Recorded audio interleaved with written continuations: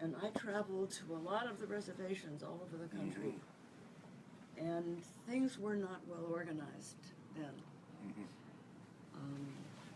And what I see here is so different. People really have each other's backs. People are organized. The fact that you all are here, the fact that there is indigenous media like this from all over the country is so new and so important.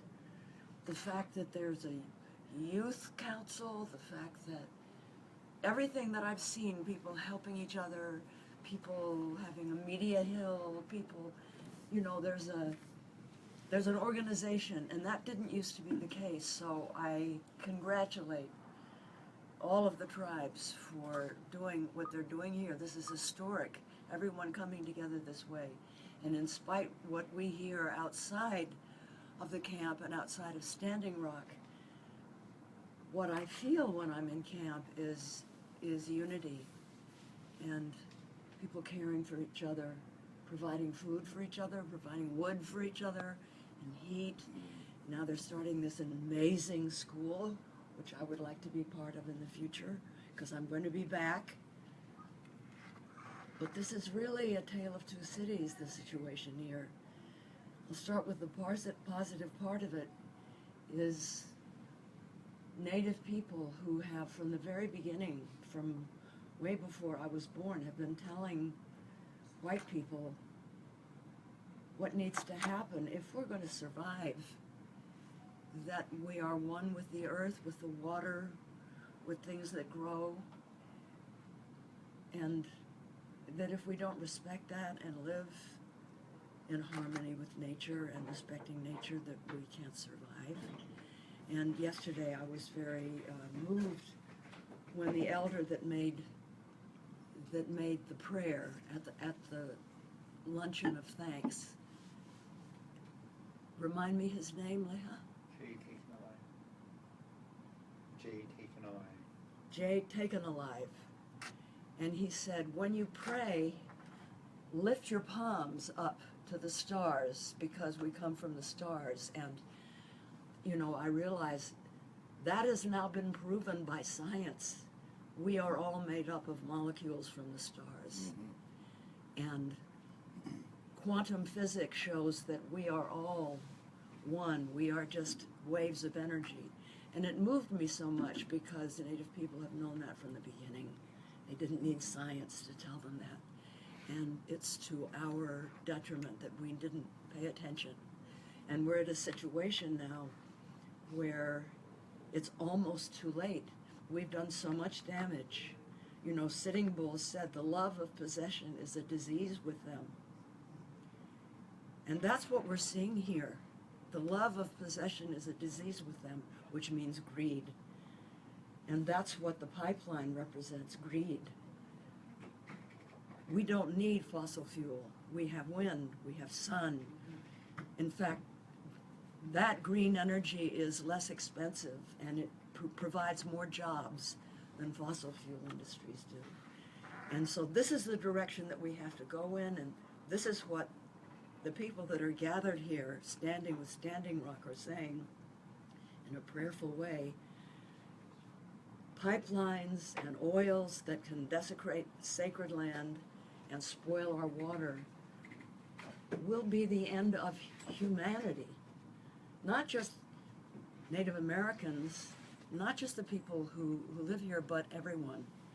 And that we have to understand, we have to finally, we Europeans, wake up to the message that you have been telling us for centuries and centuries, because we're almost at a tipping point.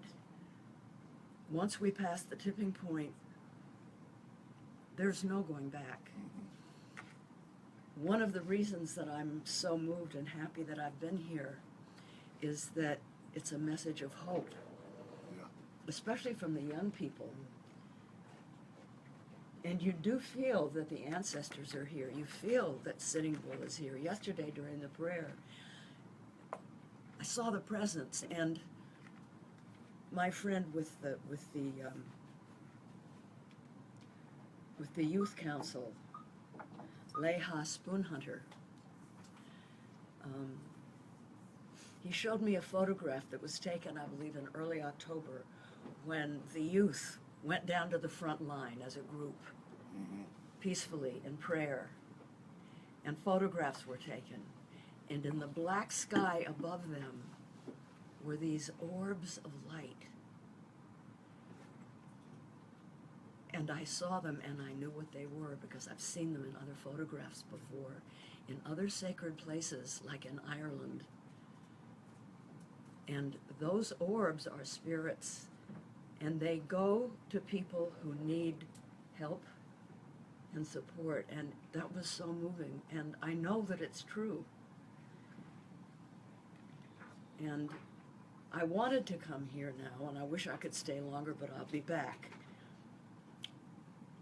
because I wanted to be able to see with my own eyes what was happening.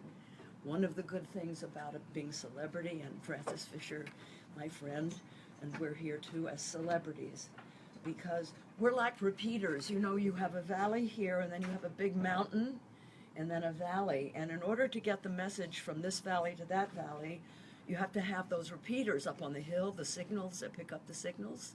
Because sometimes, you know, the phones and the service isn't big enough to come over the hill to the other side.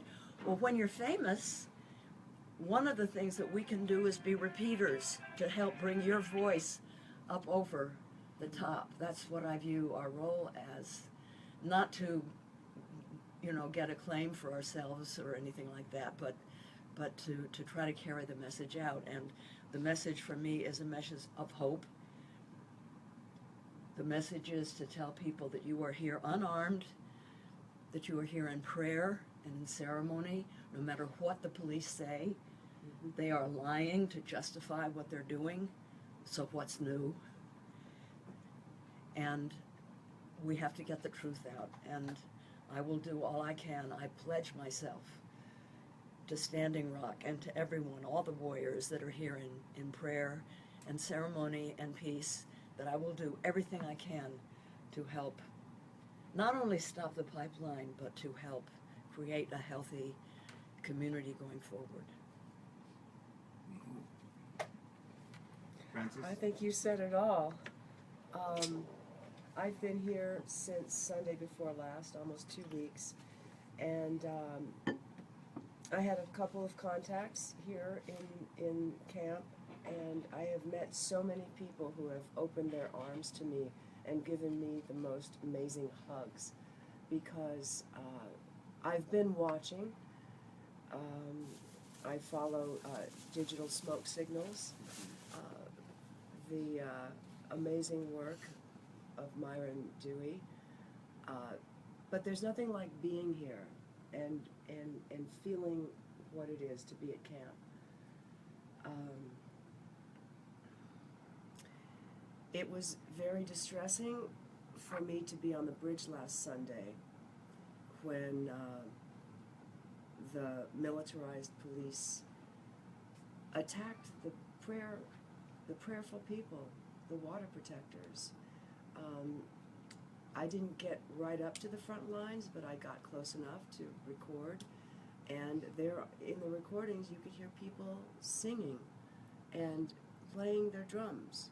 There was no violence where I was, yet I saw, you know, the attacks with the water cannons and the pepper spray and the concussion grenades.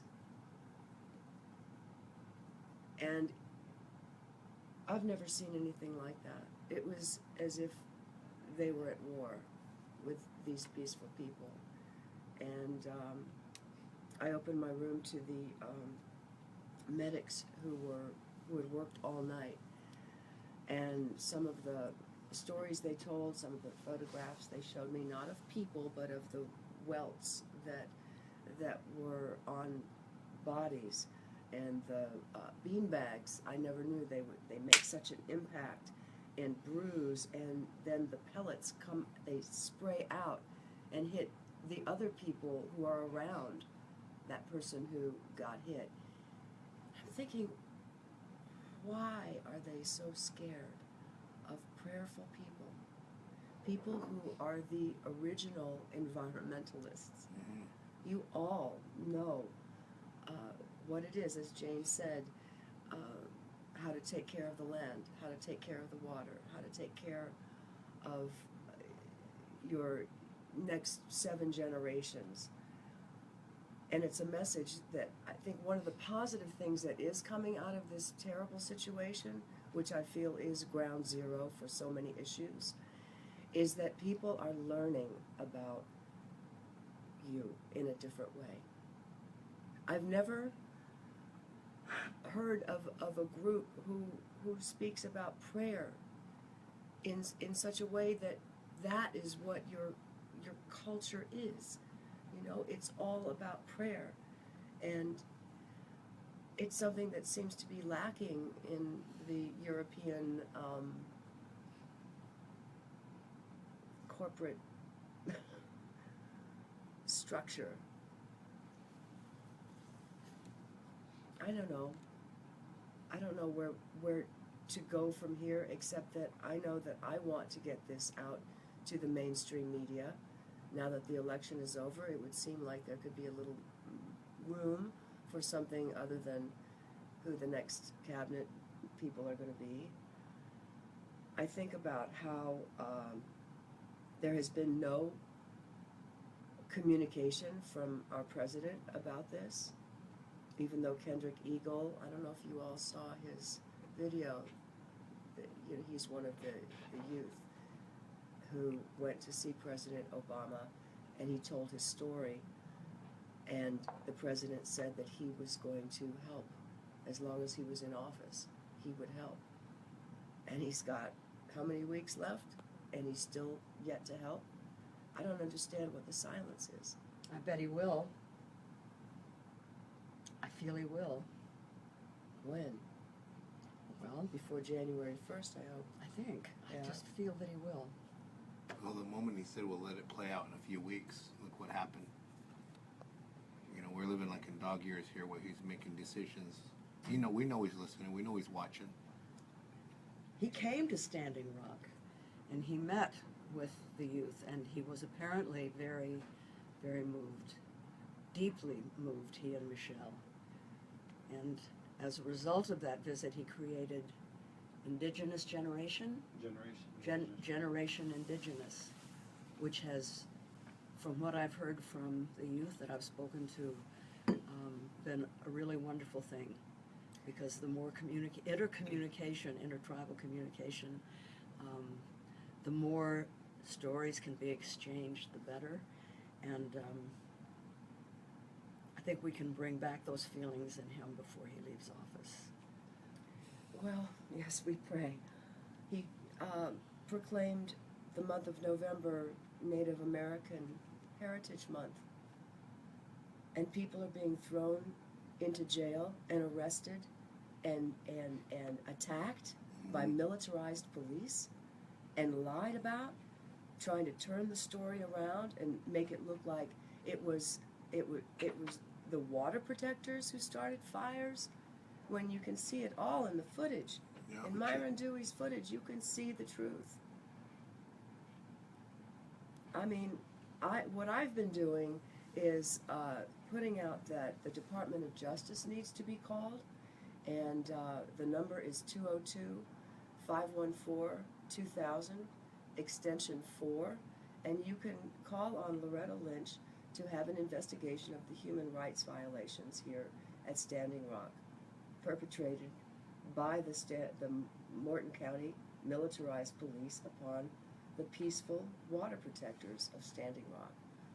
That's one of the things that I've been, telling my friends and putting it on Facebook and all that, because I think the more calls they get,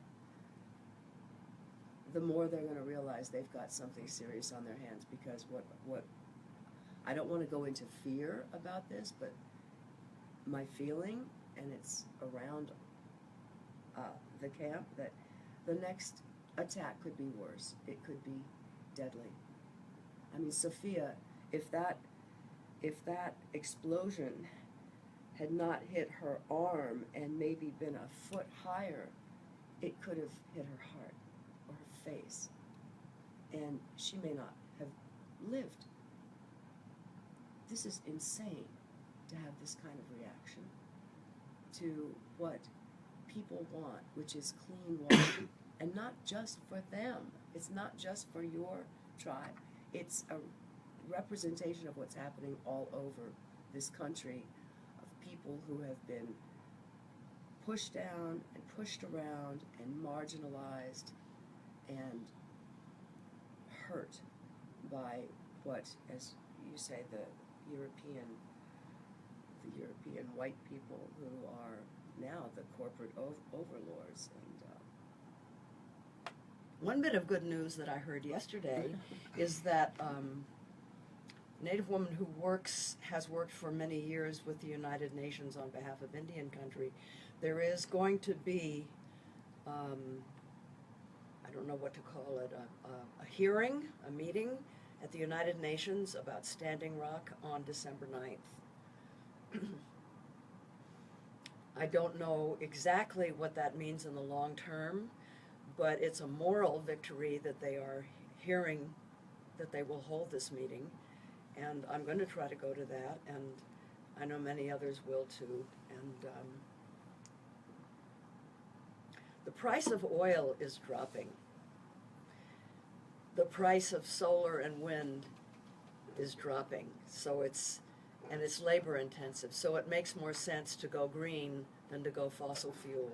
So the longer that the pipeline and all the other efforts like that can be postponed, can be forced to go to court, to just anything that it costs them money, and the more money it costs them, given the fact that oil is very cheap right now, the less viable the whole project becomes. This is what happened in the Arctic. You know, at first I was angry with President Obama because he gave permission to Shell to drill in the Arctic. But then I found out they raised the bar so high in terms of environmental regulations that it cost so much money, plus all the protests, it wasn't worth it for them anymore, and they backed out. So, you know, the longer we can, I know it's hard for those of you on the front lines and those of you who are going through winter here, but the longer we can do it and make them have to wait and wait and wait, the better it is. So we have time for a few questions from our media, and we'll go ahead and start with there. Yeah, thank you guys for making your way here. Ultimately, the question that's burning is, when did you find out about the situation happening here, and what moved you to actually come here? I heard about it in August, and I was making a movie in Colorado with Robert Redford, and I wasn't free to come.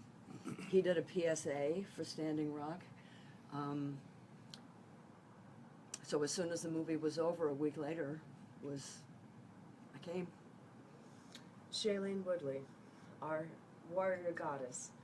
She has an amazing reach on social media, and she's a friend of mine, and I started hearing about it at the beginning. And I was also working, so this was the first time I was able to come. We, at the Environmental Media Association, of which I'm an officer on that board, we gave Shailene the Futures Award in October because of her work on environmental issues, and especially bringing the focus to Standing Rock. And again, we want to be able to reach out to the mainstream media, and we gave her the platform. If you go to Emma Online, you can hear her speech. She's an amazingly well-spoken young woman, and she talks about that, what is going on here. And hopefully that is going to create a ripple effect, and more people will hear about it. Yeah, so it was Shailene and Myron's reporting, and and all the other, as Jane mentioned earlier, all the other Facebook sites that are reporting what's going on. I have a question. One of the tactics that's used up north in Canada the tribal leadership uses is that they basically, when resource extraction is happening, they throw what they call like militant indigenous land defenders or those type of people, on the front line. And then when they garner enough money, they, basically throw the warriors to the wolves and the corporations, and then they take the money. People are arrested, and then the resource extraction happens. This is something that we are concerned with happening here at Standing Rock. And if the tribe did accept the money, how would you react personally as a person who supports the fight here? And also, how would the world react if that happened? Well, it would be terrible, but I'm so surprised to hear that because I've spent quite a bit of time in Canada, in Toronto and in Vancouver at various rallies with Indigenous people. And there, the environmental movement is led by First Nations people. Yes. And they have stopped so many pipelines, putting their lives on the line, putting their bodies on the line. And they are paid great honor. They have a great deal of respect from people in Canada. So I'm surprised to hear that. But if it ever happened, it would be reprehensible. It would be terrible, and it should be condemned. Yes. Any more questions? A question. Yes. I'm really grateful that you guys are here, and I think it's a really good example, along with Shailene Woodley, that people in Hollywood are coming and using their the pool that they have within the mainstream media and just mainstream people in general. Why is it that we're not getting more support from Hollywood or people in Hollywood? Do you feel, or is there just a push not to become involved in political issues, or do you feel comfortable to? I can't speak for anyone else but myself. I don't know. There are people who are holding up the sign, I stand with Standing Rock, and, putting it out there. Who was it? The guy who played Thor? One of those. Chris Hemsworth. I think it was, yeah. So people are doing that. I don't know if that's enough. That's something that maybe we should work on. Rally all of our friends. Well, I think there's a lot of involvement. What was there was a unified action. It was all across the country, but all over Los Angeles. There were people, including celebrities, that were speaking That was on the 15th. Yes, it was on the 15th. I was here, so I didn't. And it was powerful, and it got a lot of media coverage. Mark Ruffalo has come and been extremely helpful and generous. Margot Kidder, Rosanna Arquette, Patricia Arquette. I raised money for 2,700 pounds of bison, and actually I paid for that, but the Mongolian yurts, there's 20 of them coming. I got money from all kinds of celebrities. So I think Hollywood is with you, absolutely.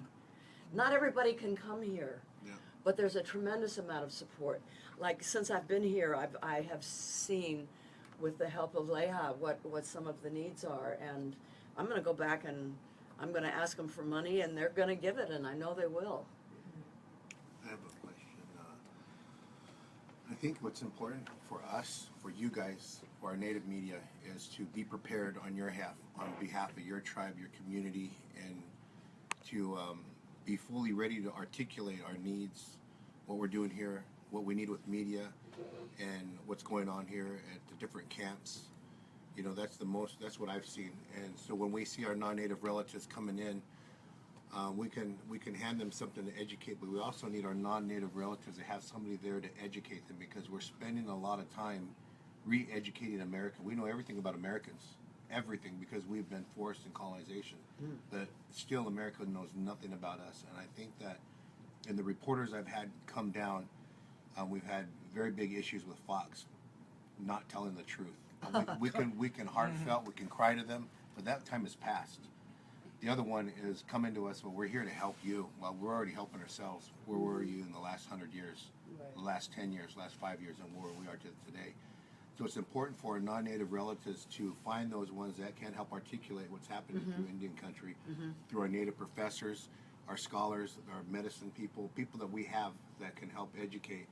But we're spending a lot of time re-educating America as they come here, and they're on Indian land. The United States is indigenous territory, and they're just what? No, I'm from California, New York. They didn't know anything existed prior to that. We still have our stories, our medicines, our Numayarwa, Pija Numayarwa, our voice.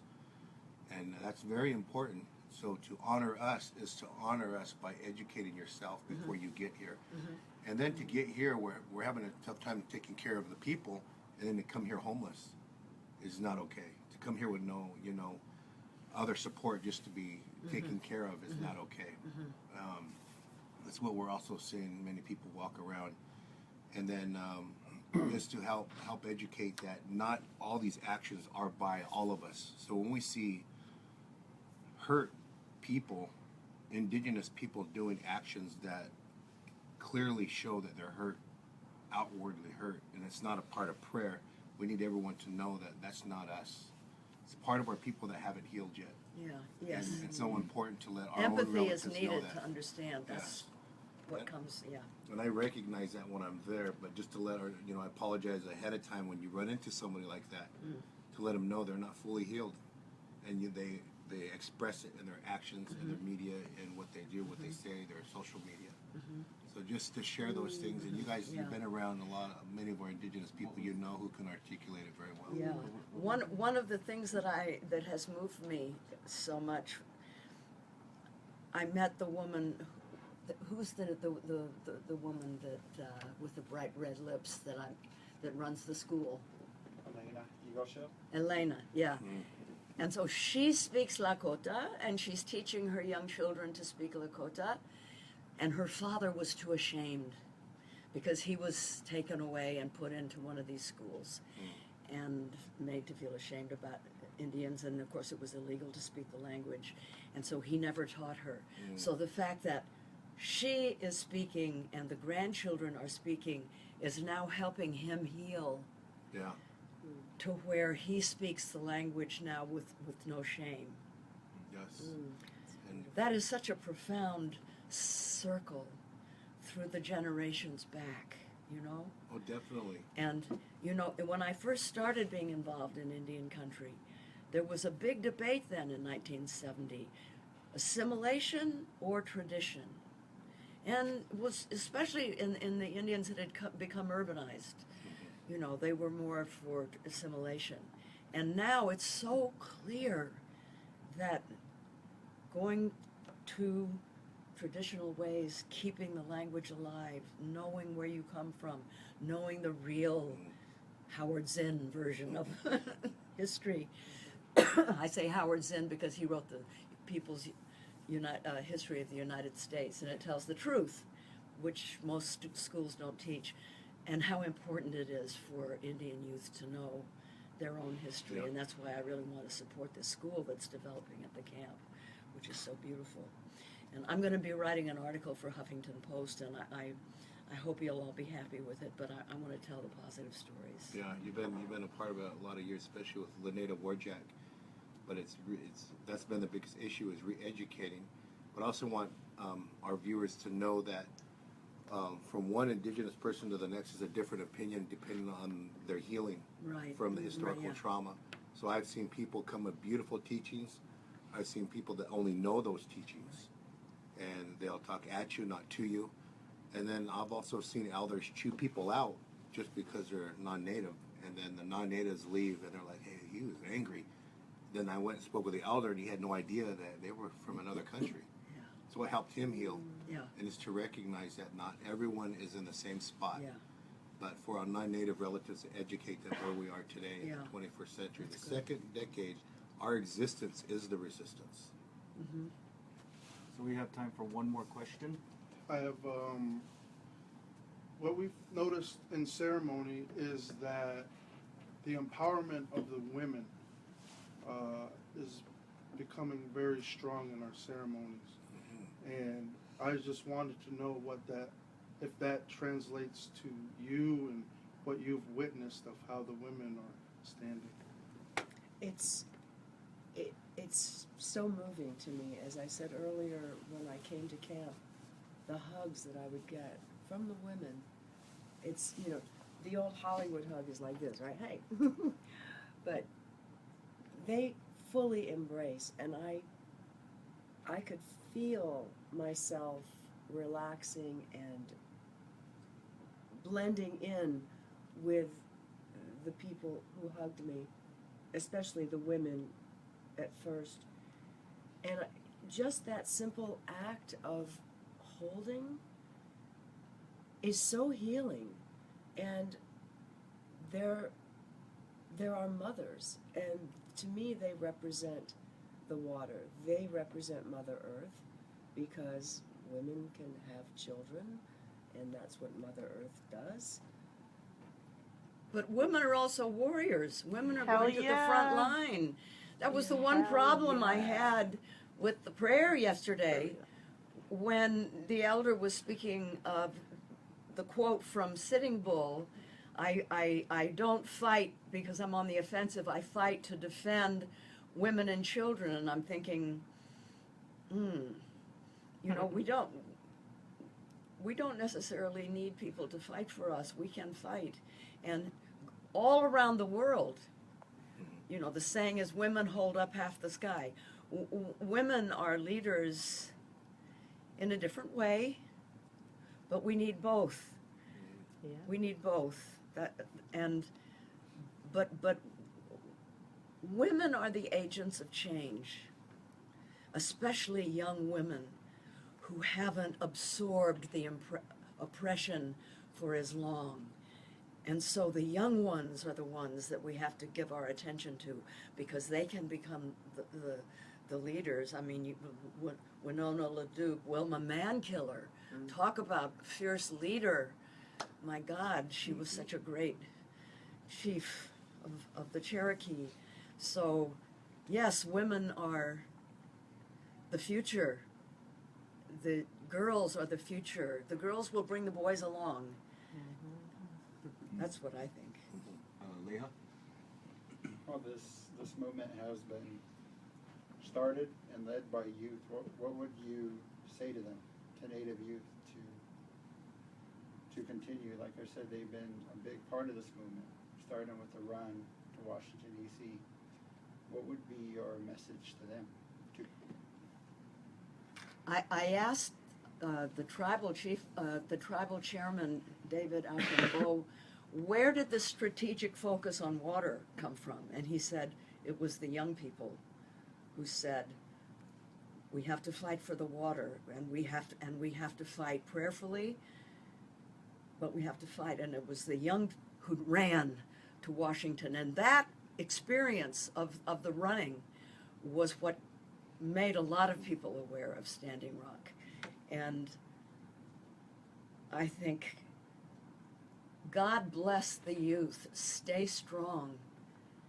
Stay strong. Listen to your elders, and then teach us, and learn, and be proud of what you represent, because what Indigenous people represent is the truth. I'm speaking of the ones that have not been so wounded that they have, at least for now, lost the spirit. But those who have the spirit in them, they are the truth. And you've been telling us the truth for so long, and we didn't listen. So keep teaching us, because it's the only way we're going to survive. And really, your message is what is sacred, and is what it can save not just you, but all of mankind, humankind. And to keep reaching out. The social media platforms are amazing, and the reach is getting wider and wider all the time. Keep running, keep speaking up, and let us follow you. One more question. All right. Speaking on women and youth, I don't know if you've heard about the woman who was charged with attempted murder, Red Fawn Fallis. Yes. If you know anything about it, is there anything you'd like to share with our viewers, and how they can help, and how you intend on helping? Well, we need to bail her out. Yep. First of all, she was framed. She's accused of Attempted murder.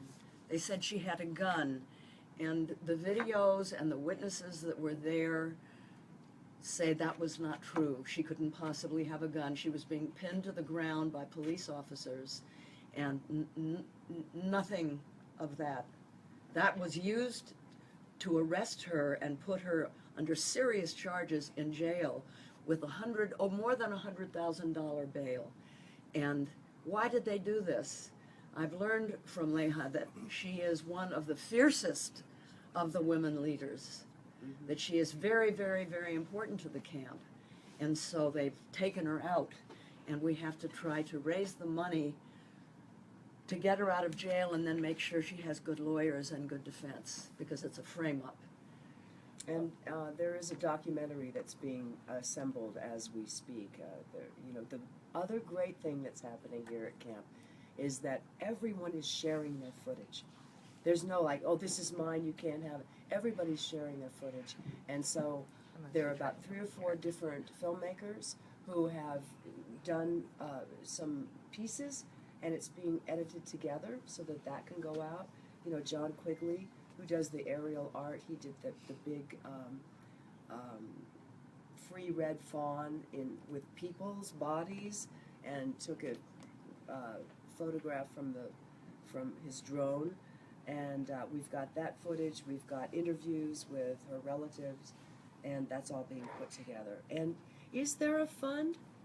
Is there a fund to raise money we could talk Yes, about? that same crew that's building that site, they're attempting to launch freeredfawn.com Okay. and .org, but that basically will include the link of how people can find out how to help her. Is that up yet? It's going to be launched intended on Sunday. Sunday, They're going to okay. launch that video that you mentioned in Yes. DC at the Dave Matthews concert. We'll share Excellent. that. We'll make sure that all of the media outlets share that information. But closing this, I would like to ask Savannah Thunder. She's the youngest one in the rooms. She's our youth. She's the one empowering us as Indigenous people. So I would like Savannah, if you have a question for them. I don't really have a question because everything has been asked, and there's been a lot of answers that have been asked, and I think you two are a very powerful woman, and I really, really do think, using your privilege and your outreach to, you're using that and you're taking that and you're spreading it everywhere.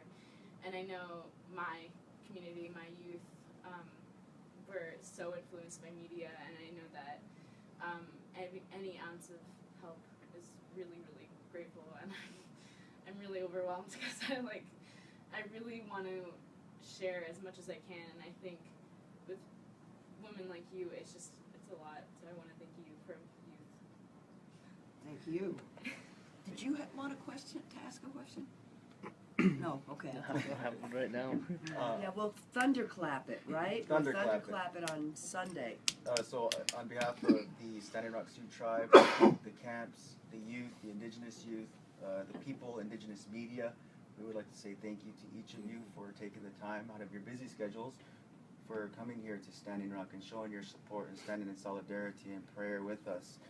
This is a powerful movement, and no matter what race, age, or religion, we're here together, we're praying together, and we're going to stand together to end. Thank you, William, and thank you for making it possible for us to talk to the Indigenous media. This has been a special thing for us. Thank you. Thank you. Thank One you. thing. I mean, you don't have to Oh. record me. I just want to, I want to say thank you to my brothers and sisters, my native media friends here who are here every day covering it. This is my